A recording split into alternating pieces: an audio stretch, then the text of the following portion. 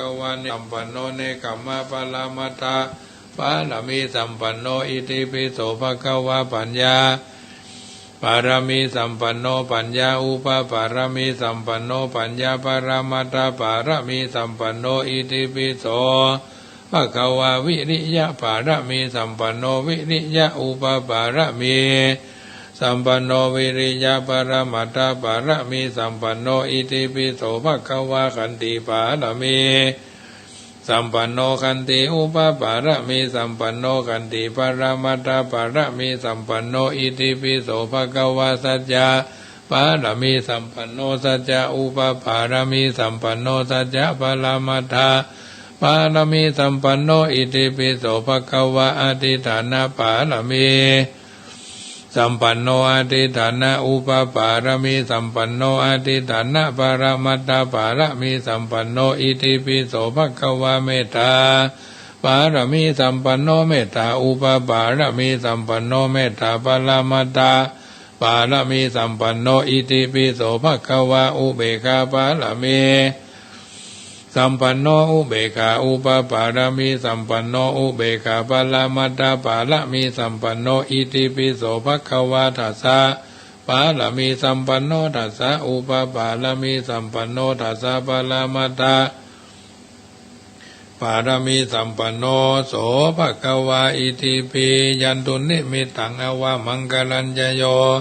ยามานาโปสะกุณะสัสสะโตปะภะคะโหตุสุปินังอากันตังพุทธานุภาเวนะวินาสเมนตุยันตุนิมิตัง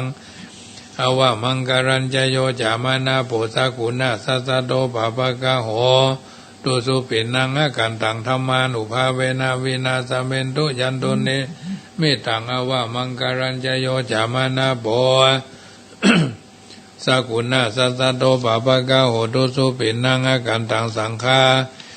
นุภาเวนะวินาสเมนตุอุเทตัญอเพตัญญจักขุมาเอกลาจาหาริสวันโน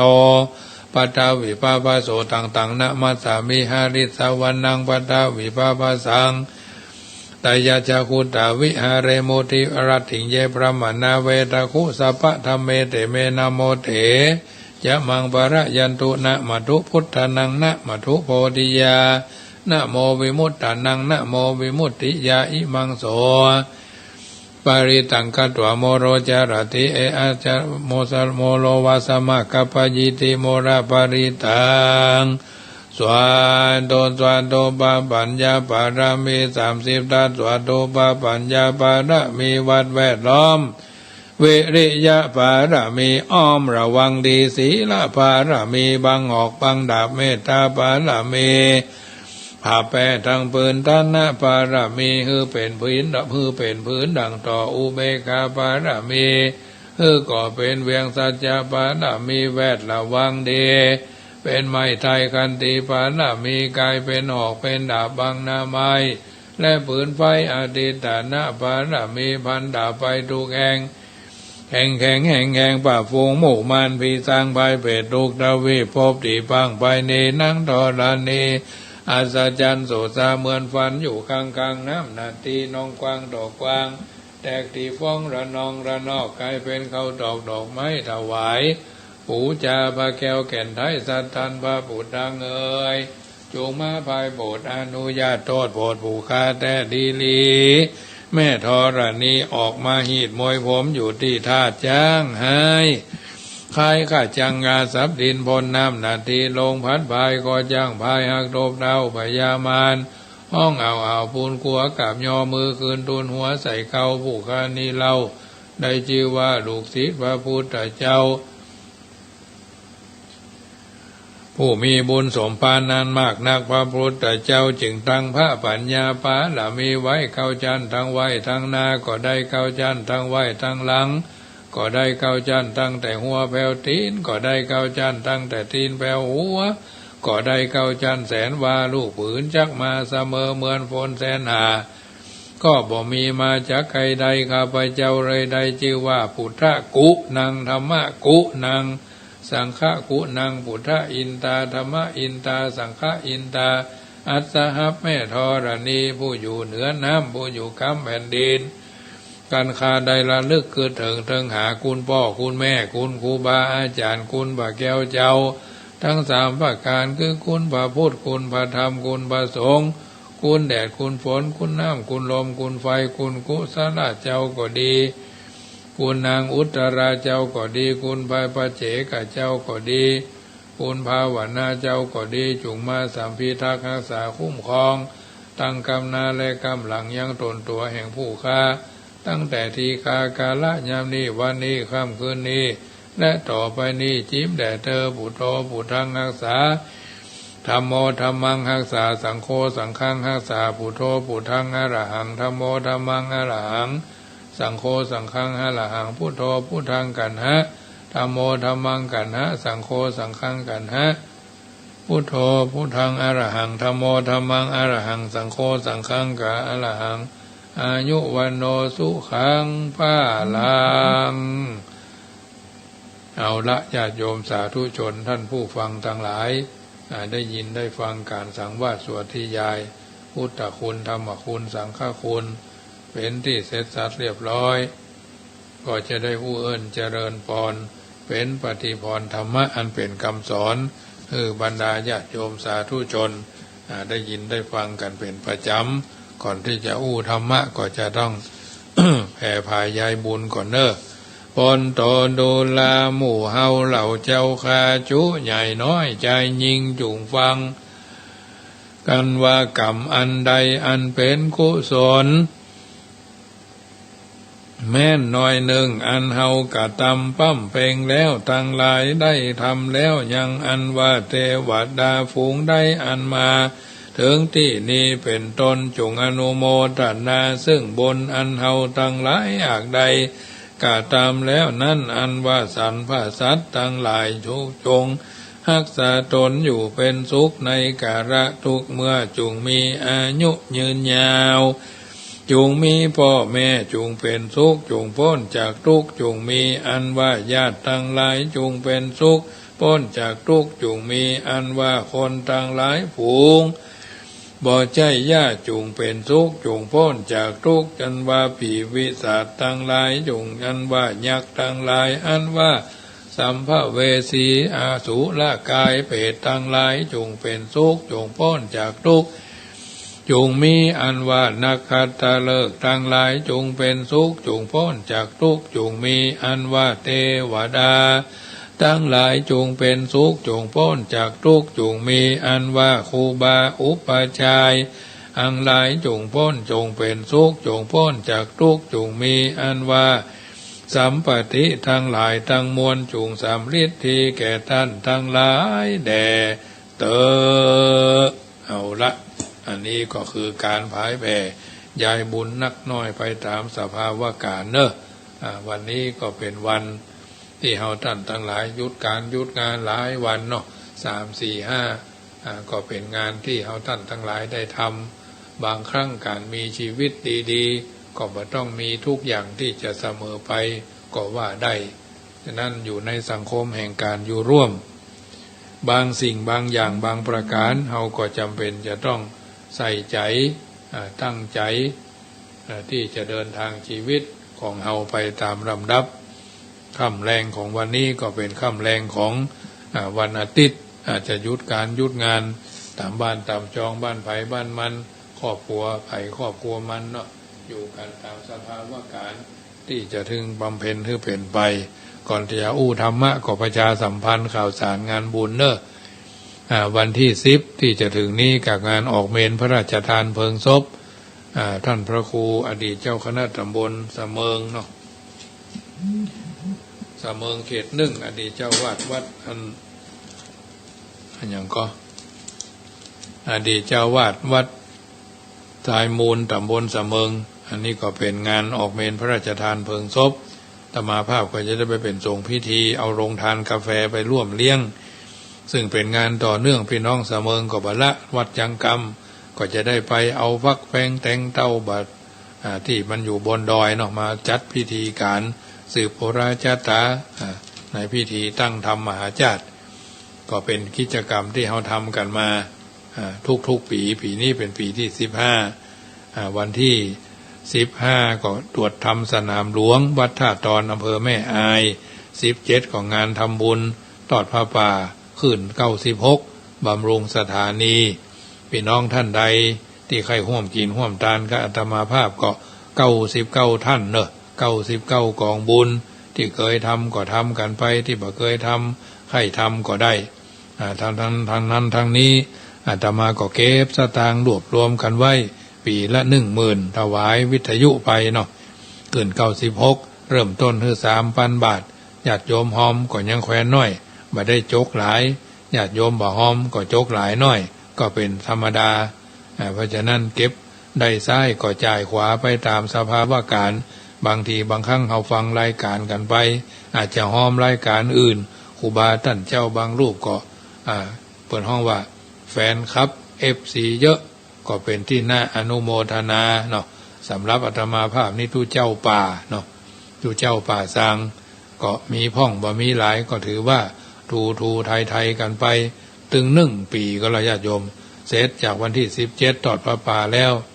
เดินทางจากสะเมิงมาก็พักวันหนึ่งเตรียมอาหารการกินของที่จะไปเอาบริการเป็นสินน้ำใจคือบรรดาญาติโยมมีถึงปฏิทินมีถึงของใจของบริโภคจะได้เอาไปแจกคือญาติโยมแต่ต้องมาลงชื่อลงเสียงชื่อคุณแม่หยังคุณพ่อหยังนามสกุลหยังเบอร์โทรศัพท์อันใดเนาะแล้วก็อะไรวะบ้านตังใดก็เขาก็จะได้ฮู้จักมักคุ้นฮู้จักมักจีอันนี้ก็ถือว่าทุกปีเขาก็เจอกันบางทีบางครั้งเขาปะกันเขาเจอกันเมื่อยังมีชีวิตบางทีก็ล้มหายตายจากลูกหลานบ่สืบลูกหลานบ่ต่อก็ยังอันน่ะก็ยังว่านั่นน่ะลูกหลานบ่ต่อเขาก็ฮู้ใจเนี่ยจะได้อาตมาภาพเดินทางเส้นทางไปวังเหนือคนนั้นเพิ่นล้มหายตายจากไปทางเวียงป่าเป้าแม่แก้วสุขสบายก็เสียไปแล้วเอาก็ไปละบ้านหลังนั้นเพราะว่าบ้านนั้นก็บ่มีคนที่เฮาฮู้จักมักคุ้นทางพะเยาก็เหมือนกันบ้านหัวงมนะพ่ออุ้ยขอแม่อุ้ยขอมาอุ้ยขอบางทีโทรศัพท์เฮาไปเพิ่นว่าบ่สะดวกในการที่จะต้อนรับเฮาเพราะว่าเฮาก็ได้ออกจากขื่นสีขาวไปแล้วเพิ่นก็บ่ให้ความสำคัญเฮาก็ไปละอีกปีต่อไปเฮาก็ลดย่นเส้นทางลงมาอีกไว้แต่อยู่ทางใดแม่แก้วเมืองลี้นี่ก็ยังไม่ได้ไปแอวหาเตื้อนี่ก็จะไปเหมือนกันเนาะเมืองลี้ห้วยน้ำเย็นห้วยน้ำอุ่นเนาะพี่น้องทางบ้านห้องเมืองลี้พี่น้องทางในลี้พี่น้องทางเมืองเถินนี่ก็ไปตามสภาวะการเพราะว่าเขาถือว่าลงพื้นที่เนาะจะได้ฮู้จักนักคุ้นฮู้จักมักจีทางนี้ทางนั้นก็เพิ่นมีโอกาสเพิ่นก็มาเพิ่นบ่มาก็บ่เป็นหยังเขาก็ไปหาบางคนเพิ่นถวายการต้อนรับดีบ่ใช่ว่าเอาสตางค์มาถวายนะไปหั่นไปนี่บ่ฟักมีก็เพิ่นก็หอมบ่ฟักเขียวฟักหม่นเนาะที่เพิ่นอยู่รอบนอกนะฟังรายการเนี่ยพี่น้องทางบันทิพี่น้องทางดอยสะเก็ดพี่น้องทางวันนั้นโยมแม่จันจอมใจก็หอมข้าวสารมาก็ได้ข้าวสารมา1 กระสอบเนาะแล้วก็แถมลายแม่เนาะเพิ่นหอมแม่ทางนั้นตากต้งเกวียนนี่เพิ่นก็หอมกันหลายคนเนาะพี่น้องทางแม่โจ้ขึ้น104ถึงไหนก็คงตั้งใจฟังอยู่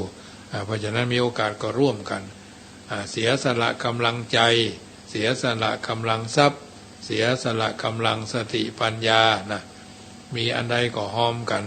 บางทีบางครั้งก็เฮาก็อย่างว่านะอย่างน้อยๆก็เป็นการสร้างเป็นการสละจาคะอันใดอันหนึ่งที่พึงมีเนาะแต่บ่ทำก็บ่เป็นหยังเนาะทางนี้ทางนั้นก็แล้วแต่อย่างอาตมาภาพไปออกโรงทานไปแจกของที่ห่วงพญามังรายเฮาหันสภาวะของแต่ละคนนะบางคนเนี่ยรอบแรกก็มารอบ2ก็มาอยู่ทางนอกนะบ่ได้มาอยู่ร่วมกับขึ้นสีขาวมันบ่ได้มาอยู่กับกลุ่มขึ้น96เขาวนไปวนมาบางทีบางครั้งเพิ่นฟังว่ามันมีคณะแก๊งนะท่านอาจารย์นี่หรอแก๊งมันถึงมีหรอกไม่มีไหนเพิ่นพดโต2 คนมาเปลี่ยนหน้ากันมาน่ะว่าตั้งอกตั้งใจมาเอากันแท้ๆเอาพอแล้วก็มันเป็นเรื่องที่น่าหันใจน่าอนุโมทนาเนาะแล้วก็น่าสังเวชก็มีหรอญาติโยม มันถึงมีคือเฮาหันเฮาฮู้ถ้าเฮามีธรรมะอยู่ในใจมีจิตใจสำนึกนี่เนาะอย่างบางคนบางท่านเปิ้นอู้กับโยมบางคนว่าเฮาเอาของไปบริการเนี่ยเพิ่นนั่งเก้าอี้นี่เฮาเอาแจกถ้าจะดีอย่างรถด่วนขบวนพิเศษธรรมะเพื่อพัฒนาชีวิตเนี่ยเพิ่นจะเอามัดตามเก้าอี้หรอกมัดเก้าอี้ต่อยเก้าอี้มันอย่างเคยไปวัดบ้านปงอำเภอหางดงพุ่นน่ะที่จะขึ้นไปทางเสมิงพุ่นน่ะอาตมาก็พอนะเพิ่นก็เอามัดไว้เป็นที่มีเจ้าหน้าที่ไว้ห้ามแกะนั่งตรงไหนก็เอาตรงนั้นน่ะหยิบเอาไปกับคนละชิ้นอันนี้ก็เรียบร้อยดีอันนี้เพราะว่าคนเฮามันมาเหมือนกันเพิ่นฮ้องว่าสภาวะธรรมมันมาเหมือนกันบางทีบางครั้งลืมสภาวะของเฮาว่าใส่ชุดขาวไปร่วมงานร่วมการแต่หมูหิ้วบะลุ่มบะลูดบะลุบอุบอาบบะลุ้นมาจูนนะญาติโยมปดทอีก็มีนะมันมีแห่กู้ทุกที่ทุกทางบางทีบางครั้งก็เพิ่นฮ้องว่าแปลงกายได้ดีเนาะแปลงกายได้ดีอันนี้ก็บ่ได้ว่านะติเพื่อก่อล้อเพื่อพัฒนาอย่างนั้นเราฟังธรรมะทุกวันเนี่ยธรรมะเพิ่นฮ้องว่าซึมซับอย่าเฮาเรียนหนังสือเหมือนกันนะครูเพิ่นก็สอนถ้าเฮาใส่ใจสนใจเฮาท่องหนังสือนะมันก็จำไปถึงวันเพิ่นฮ้องว่ามันมีศีลจำเนาะศีลจำปรากฏกับตัวกับตนเฮาทุกคนทุกที่ทุกคนทุกที่บางทีบางครั้งก็เกิดเป็นประโยชน์กับคนจำนวนนักถึงบางทีบางครั้งก็บ่ได้คำนึงถึงคนที่เพิ่นตั้งใจเอามาฮื้อเนาะเอามามอบเอามาอย่างต่อกันและกันเป็นต้นนี่นะก็เป็นเรื่องที่น่าอันใจระวังกันและกันฉะนั้นค่ำคืนวันนี้รายการเสียงธรรมะก่อนรับตาก็ประชาสัมพันธ์วันที่29ก็ตั้งธรรมมหาชาติตลอดวันที่30นะ29นี่ก็เริ่มบ่าย 3 โมงเนาะมีการเทศนาธรรมมาลัยเก้ามาลัยปลายกาถาพันนะแล้วทำแหมรวมแล้ว6อู่ก่อนวันที่30ก็ถวายพระธรรมเทศนาเจ้าภาพเจ้าเก้าก็จำนวน21กันละ25ท่านตั้งหลักการหลักเกณฑ์เอาไว้ญาติโยมคนใดมาห้อมก็ห้อมมันก็อย่างว่านั่นน่ะน้ำท่วมน้ำท่วมมันถึงบัดเต็มไหเนาะน้ำท่วมมันถึงบัดเต็มน้ำท่วมมันถึงบัดเต็มกะละมังมันท่วมไปแล้วหรอกมันถึงบัดเต็มตีเล็กก็เปลืองทานเนาะก็ถือว่าเป็นสัจธรรมที่เกิดขึ้นกับหมู่กับคณะแต่ถ้าเราตั้งใจทำตั้งใจปฏิบัติเก็บหอมรอมริบทบแทบการสร้างบุญสร้างบารมีนี่นะอาตมาภาพก็ทำมาหลายอย่างทานกฐินทานผ้าป่าทานหั่นทานนี่ก็ทำมาเมื่อสมัยเขายังมีกินได้ไปได้นึกทำบุญสุนทรทานเคยอู้กับคุณโยมบางคนบางท่านก็เพิ่นก็เข้าใจในหลักการหลักเกณฑ์แล้วเนี่ยแต่ถ้าเขาบ่ทำมันก็ยังว่ามันก็มีอย่างเกิดขึ้นนะแต่เขาเป็นต้นคิดสร้างคิดเสริมคิดเพิ่มคิดเติมต้นแบบฉบับในการสร้างสิ่งที่ดีที่งามกับหมู่กับคณะเพิ่นถึงบอกเอาไว้ว่าการทำงานเพื่อส่วนรวมมันมีการทำให้เราท่านทั้งหลายมีความเข้าใจในสิ่งต่างๆเหล่านี้ในการสรรหารักษาส่งเสริมกำจัดเนาะสรรหาก็สิ่งใดบ่มีก็จัดหาจัดเสาะว่าจัดแจงแต่งดาเสาะหามาแสวงหาสิ่งเหล่านั้นเหล่านี้ประดับประดาสถานที่รักษาจารีตประเพณีส่งเสริมประเพณีพิธีกรรมวัฒนธรรมแห่งการฟังเทศน์มหาชาติกำจัดความมัจฉริยะตรณีอันจ้างหุ่มหีงไว้เพื่อเขาได้กินได้ทานได้สร้างบารมีไปทางหน้าอันนี้เป็นต้นฉะนั้นสิ่งต่างๆเหล่านี้เป็นสัจธรรมที่เกิดขึ้นกับเขาทุกท่านนะจะนักจะน้อยก็ตามไปตามสภาวะการอันจะพึงมีอันจะพึงเกิดเมื่อเขาทำแล้วเขาได้อย่างเขาต้องได้ความสุขกายสบายใจที่เขาได้ทำสิ่งต่างๆเหล่านี้เพราะฉะนั้นเมื่อเขาได้รู้ว่าโลกนี้เป็นโรงละครอันใหญ่หมู่เขาได้เกิดมาต่างก็เล่นละครพอเล่นจบบทเขาก็กำหนดเขาต้องเข้าโรงคือล่าโลกไปแล้วบทบาทสำคัญที่ถูกกำหนดนั้นแสดงนั้นแตกต่างกันผู้กำกับแสดงละครชีวิตกรรมเป็นผู้บงการ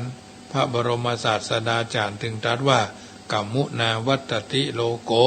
สัตว์โลกย่อมเป็นไปตามกรรมเนาะบางคนเป็นพ่อเจ้าสวนแม่เจ้าสวนแต่ลูกเป็นนายยกรัฐมนตรีบางคนพ่อแม่เป็นพ่อกล้าแม่กล้าลูกเป็นนายแพทย์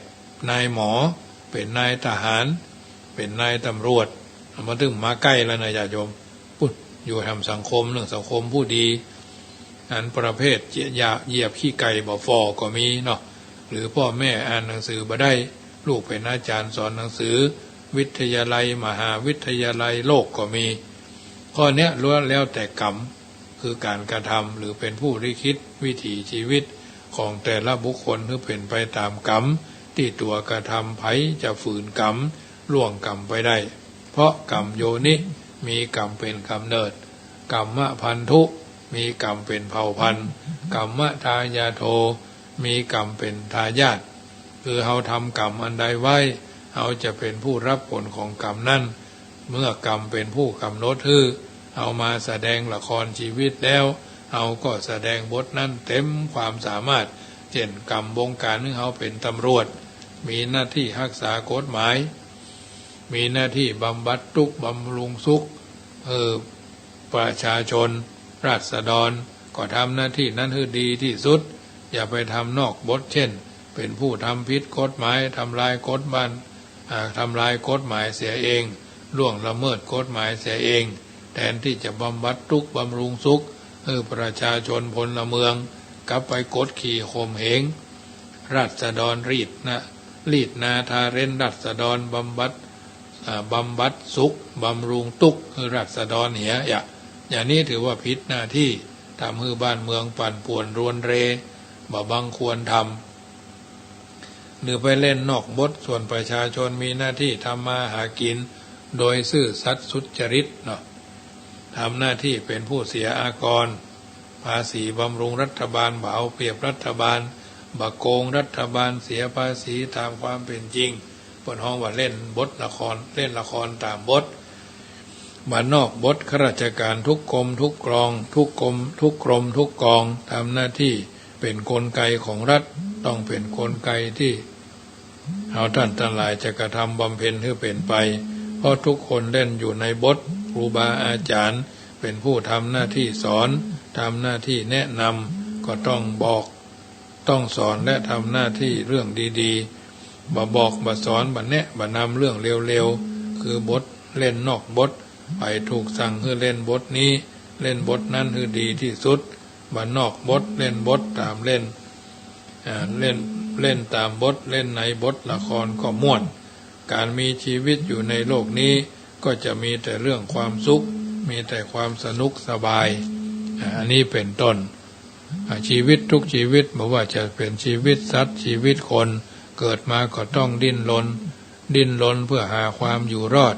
ดิ้นรนเพื่อให้ได้มาซึ่งปัจจัยที่จะยังชีพเช่นดิ้นรนเพื่อให้ได้มาซึ่งอาหารโดยอาการเพียงแค่นี้คนกับสัตว์ก็บ่แตกต่างอย่างกันต่างก็ดิ้นรนเพื่อปากเพื่อท้องของเฮาเหมือนกันแต่ละคนแต่ละท่านก็เป็นแบบนี้ทั้งนี้ทั้งนั้นก็เป็นไปตามสภาวะการถ้าคนมีเพราะฉะนั้นถ้าเฮามีอาหารเหลือเฟือคนมีจำนวนน้อย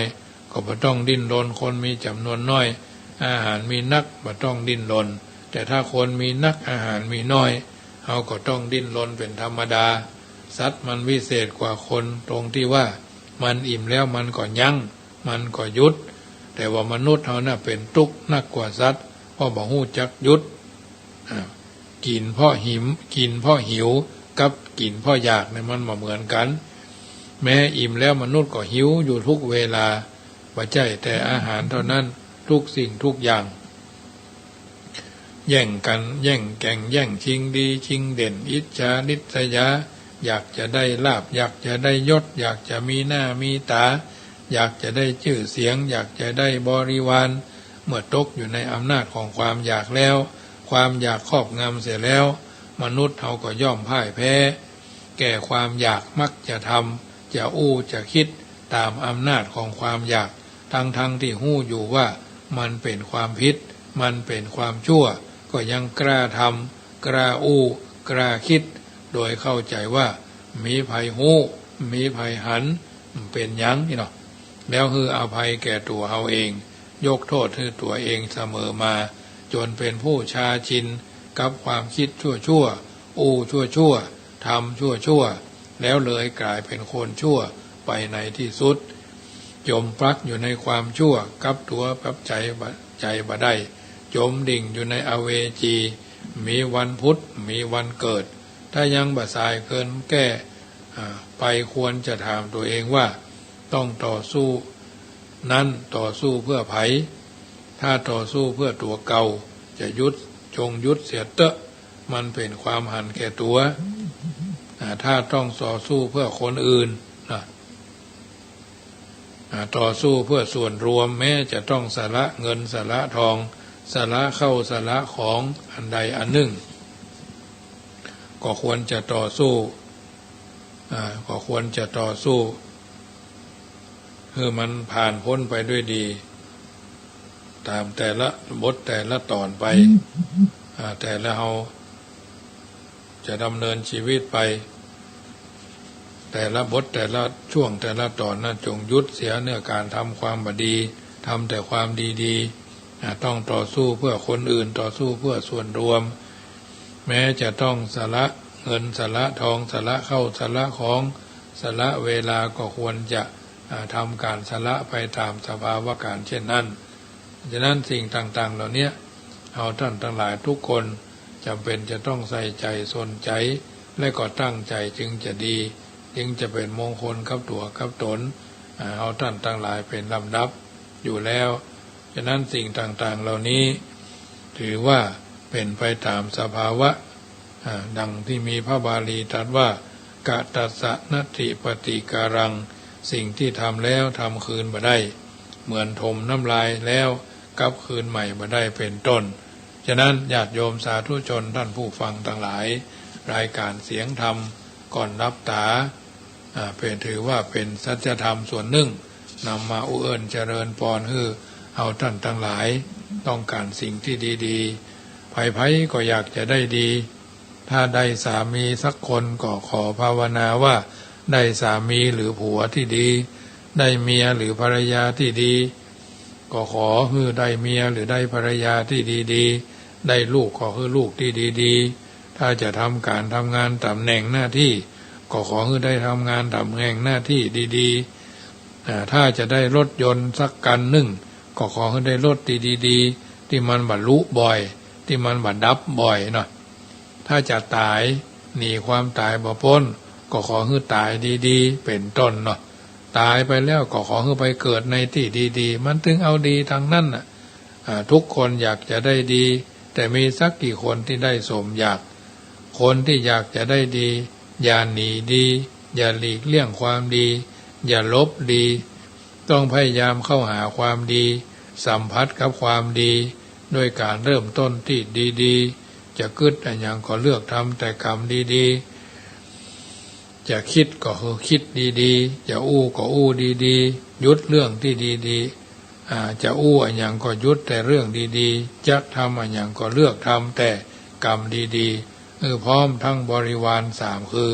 มโนทวารก็ดีวจีทวารก็ดีกายทวารก็ดีบางคนในมโนทวารดีหรือมีความคิดดีตั้งใจดีกายทวารก็ดีคือทำดีแต่เสียวจีทวารปากบดีอู้บดีก็เลยเสียเงินเสียงานเสียผู้คนปนพี่ไปเลยเพราะฉะนั้นต้องฮือดีพร้อมทั้งสามทวารขึ้นชื่อว่าดีแล้วต้องบุกพระพุทธเจ้าตรัสไว้ว่ากตัญจะสุกตังไสโยทำความดีเท่านั้นประเสริฐกว่า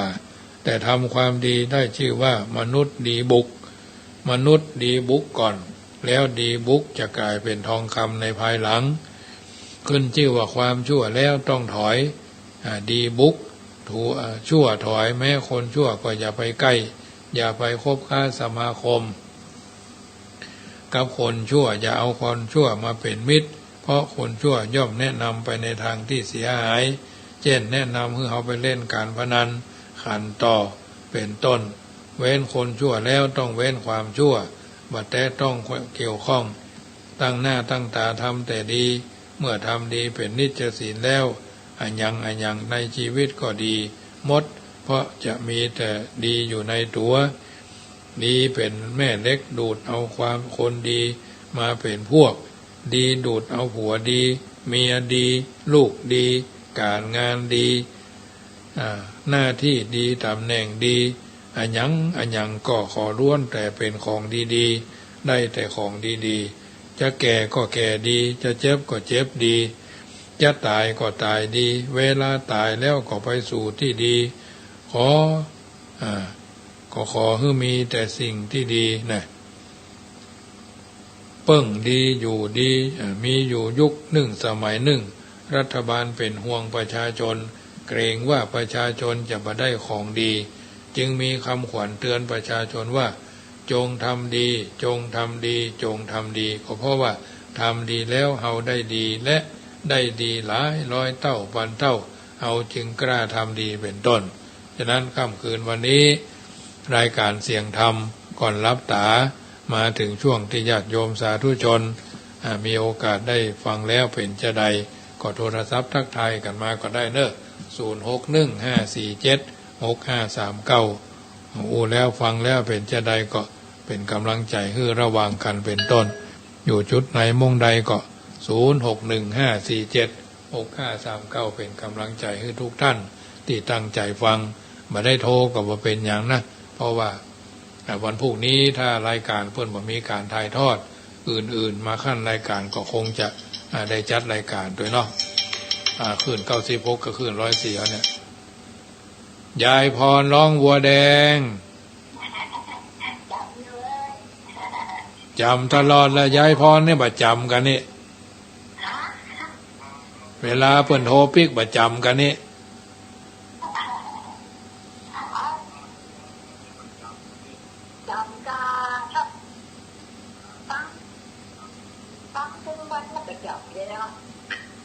ก็มันฟัง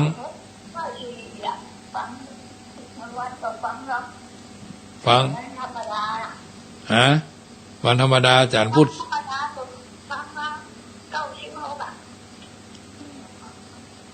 จำได้ก็วันนี้อู้เรื่องอย่างวันเนี้ย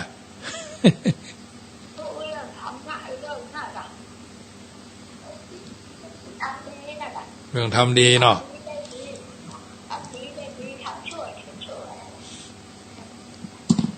กี่ข้าวก็อย่างวะเนี่ยกล้วยเห็นมั้ยกะโอ้แกนเนี่ยน่ะเคี่ยวดีอยู่เนาะเคี่ยวดีอยู่เนาะโอ้มุบมับบึกเอาเนาะโอ้อย่างเดียวก่อนอาตมาก็ให้ใกล้ยายพรไปละ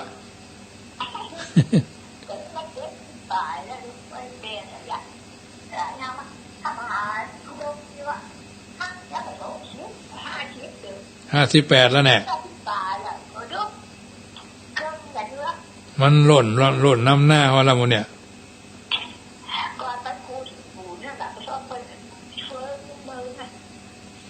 เจ้าเอาไปกำลังใจเนอะเจ้าเจริญพรเอาโยมแม่วิทันปัญญาโสวันนี้หลายอย่างนะถ้าเรากลางวันวันนั้นนะเจ้ากำลังใจแม่เนอะเจ้าเจริญพรแม่ครูเหรียญทองสายไม่ได้รับเนาะ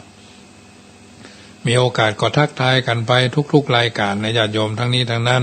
บางรายการก็แทนกันไปดีกว่ารายการเทปเจริญพรแม่ครูวันนี้อันอย่างวันนี้เนี่ยเซลคนเท่าวันนี้เนาะนะดีเสียงดีเนี่ยดีสาระดีดีหมดอ่ะเจ้าวันนี้ดีหมดตั้งแต่กลางวันมาแล้วนะเด็กหญิงพรเด็กหญิงพรร้องวัวแดงนะชอบไม่ก็ชอบฟังเป็นปู่แล้วของท่านก็ชอบเสียวมันเล่นก็ชอบดีกันเจ้าโมทนาโยมแม่ครูเนอะเจ้า แม่ครูเหรียญทองจันทีบ้านล้อบ้านนั้นต่อเมืองลังปัตตันบุญเพื่อก็เป็นกัลยาณมิตรบางคนเพื่อก็บ่ได้เลาะบ่ได้โทรมาเนาะก็ถือว่าเป็นพลังเงียบพี่น้องทางดอยสะเก็ดแม่ออนนะสันทรายนะสันทรายนี่โดยมากจะโทรเมื่อวันขึ้น96เพิ่นโดยมากเพิ่นฟังกันเนาะ104บางจุดก็บ่ชัดก็มันก็ยังว่านั่นทั้งหลายเพราะทั้งแม่ริมด้วยก็ได้ยินพ้องบ่ได้ยินพ้องแต่ทั้งนี้ทั้งนั้นมันก็ถือว่าได้ฟังตรงไหนก็ฟังบางคนเพื่อก็มีความสามารถในการฟังทางแอปก็ฟังแอปได้เนาะ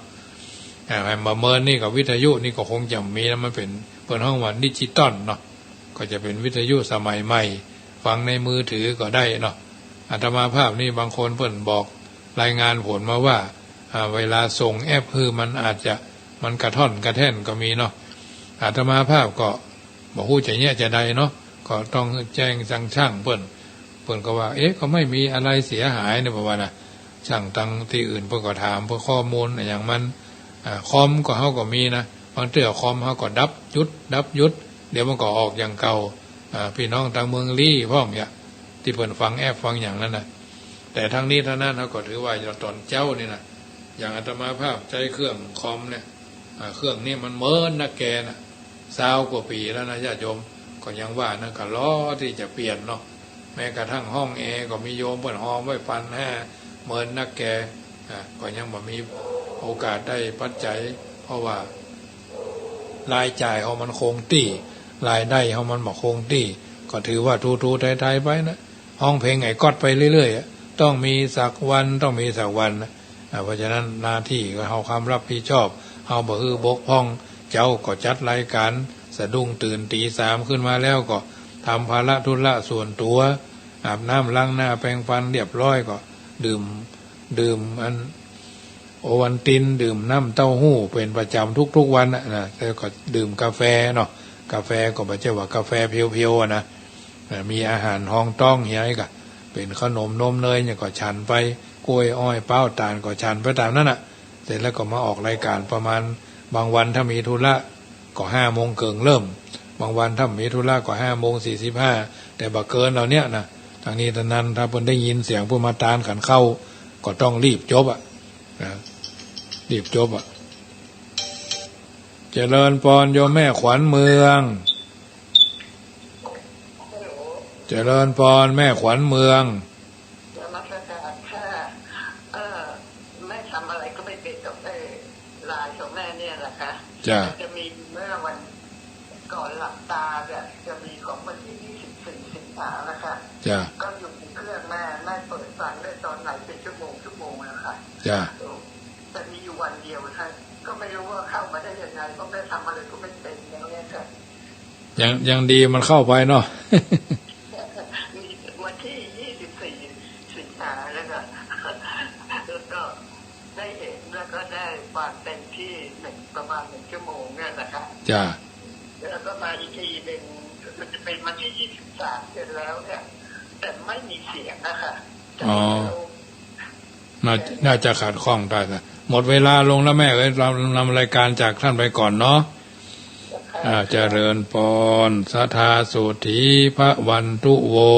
อายุวันโนสุขังปะลังขอเจริญพร